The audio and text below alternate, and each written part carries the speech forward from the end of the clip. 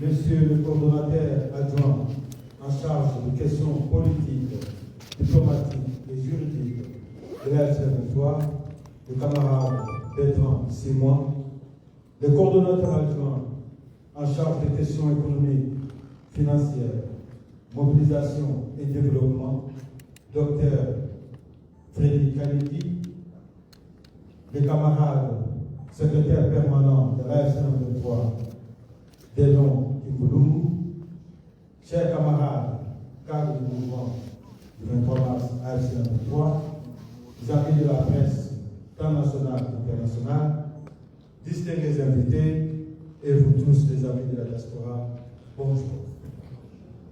Au nom de la FDF Congo, mouvement du 23 mars, je vous souhaite bienvenue à cette conférence de presse de ce mercredi 11 mars 2026, dont le programme est celui-ci. 14 heures, mise en place terminée, ici à l'Hôtel Serena. 14h30, l'arrivée des journalistes et défenseurs des droits de l'homme, partenaires nationaux et internationaux, membres de la société civile et cadres politiques du mouvement. 14h45, arrivée des autorités politico-administratives et militaires de la FC23. 14h50, arrivée des secrétaires permanents. 14h55, arrivée des coordonnateurs. 15h, début de la conférence. Et 16h30, la fin. Alors, je vous invite à bien vouloir vous lever pour observer l'hymne national.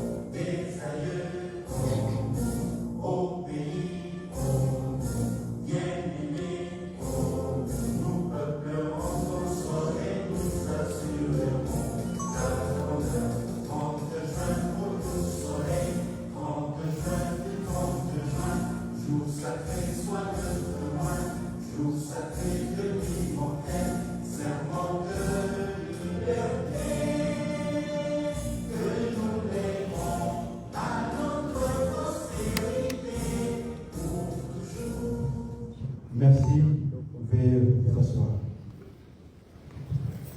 Sans plus tarder, j'invite les camarades coordonnateurs politiques de l'FDF Congo, mouvement du 23 mars, le coordonnateur Koné Nanga pour sa communication. Merci.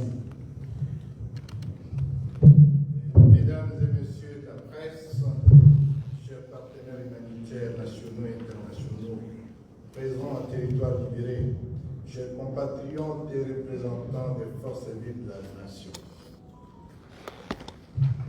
distingués représentants des organisations de défense des droits de l'homme, camarades cadres et militaires AFCM 23, distingués invités à vos titres de qualité respectifs, très chers compatriotes.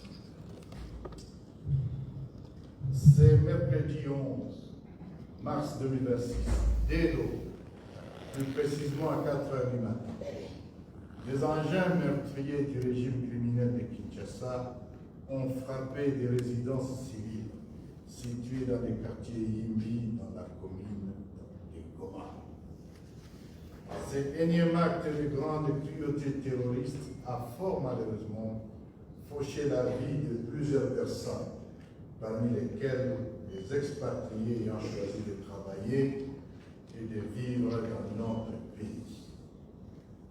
Le bilan provisoire de cet attentat a fait état de 3 morts et plusieurs blessés.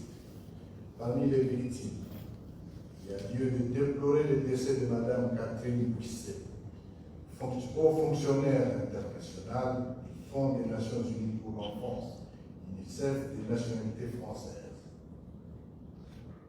Il importe également de préciser que l'un des projectiles de drone dirigés sur la ville de Goma par M. Tshisekedi a intentionnellement et objectivement ciblé une résidence privée appartenant à un sujet belge, en la personne de M. Pascal, responsable de la société d'Argoma.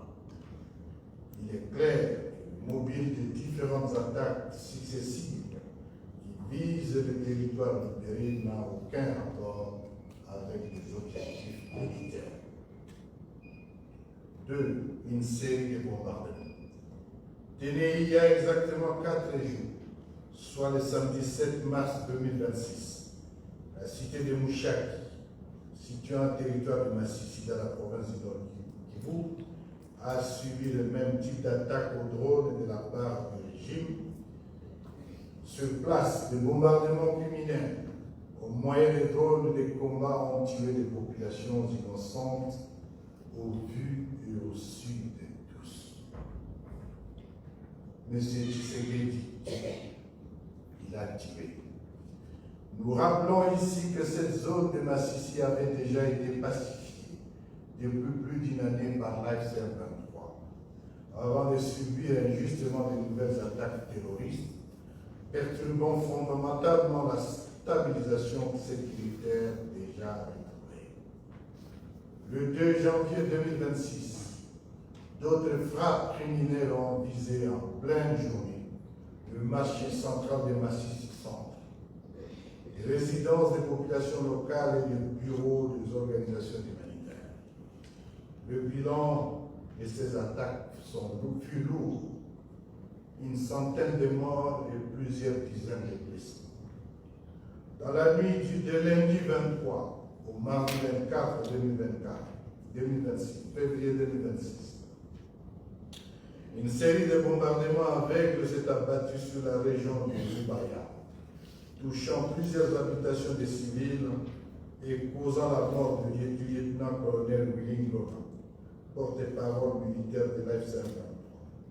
Paix à son âme.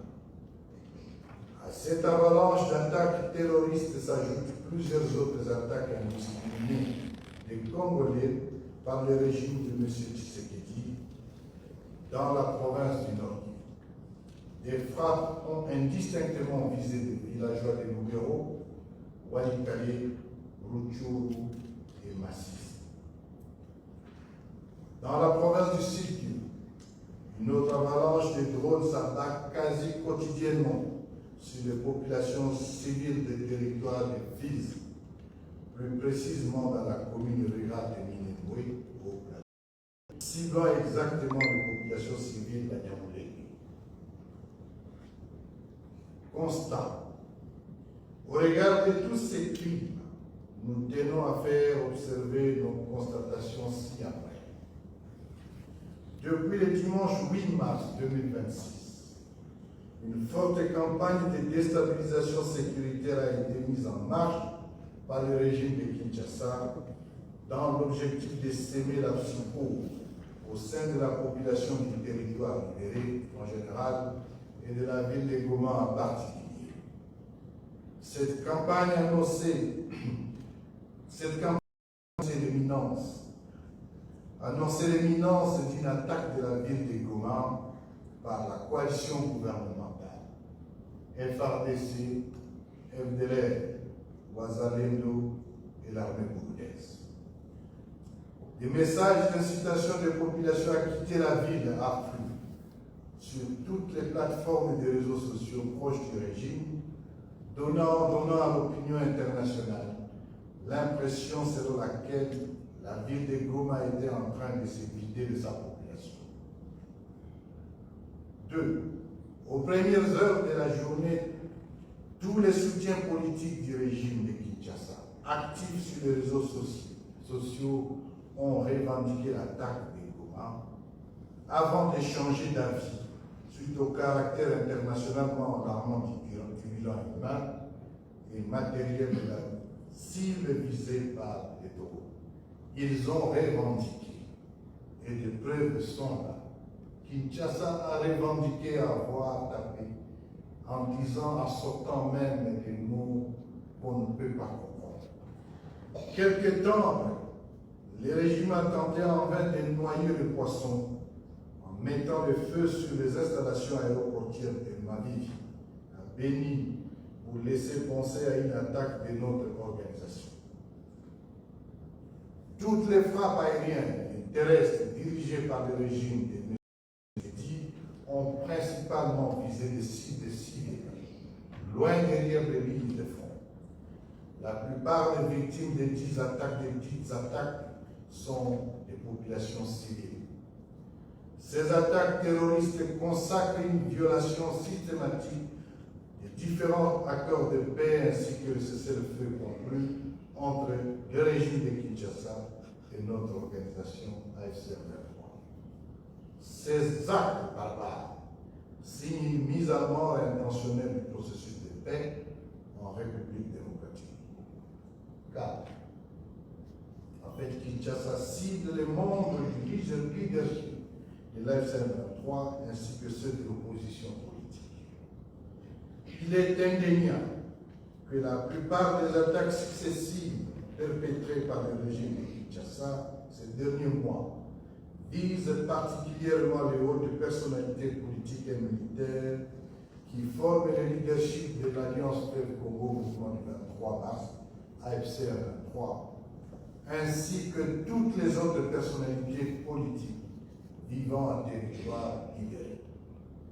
En ce qui concerne les attaques de ces matins, elles ont délibérément visé, notamment, le coordonnateur politique de l'AFC M23, Corneille Nangaï Obeluo, le coordonnateur militaire, Général Soutani Makeda, ainsi que les deux coordonnateurs adjoints Bertrand Bissimois et Yannick Frey. L'objectif dit de Kinshasa est bien entendu de décapiter d'une part la révolution et d'autre part l'opposition politique au régime, d'affaiblir ses principaux piliers politiques et sécuritaires et de forcer l'intensification d'une guerre régionale généralisée. Face à ces agressions répétitives et orgueilleuses, l'armée révolutionnaire congolaise, l'AFC, assumera son devoir de protéger les populations civiles sous sa protection. Toute escalade qui en résulterait relèvera de la responsabilité exclusive du régime de M. Tshisekedi. Alors que les efforts de paix engagés dans les cadres de Doha et de Washington, avec l'implication du Qatar, des États-Unis d'Amérique, de l'Union africaine et de la médiation conduite par la présidence angolaise, appellent au respect de ce cessez-le-feu et à l'ouverture d'un dialogue inclusif entre Congolais. Le régime de M. Tshisekedi persiste dans le langage de la force et de violence. La tragédie de cette nuit, de ce matin, rappelle une vérité simple. Lorsqu'un pouvoir choisit de bombarder des quartiers résidentiels, la violence ne distingue ni nationalité ni statut. L'AFC M23 appelle le médiateur et la communauté internationale à tirer toutes les conséquences de cet acte grave. On ne peut pas parler de paix le jour et bombarder les civils la nuit. Je vous remercie.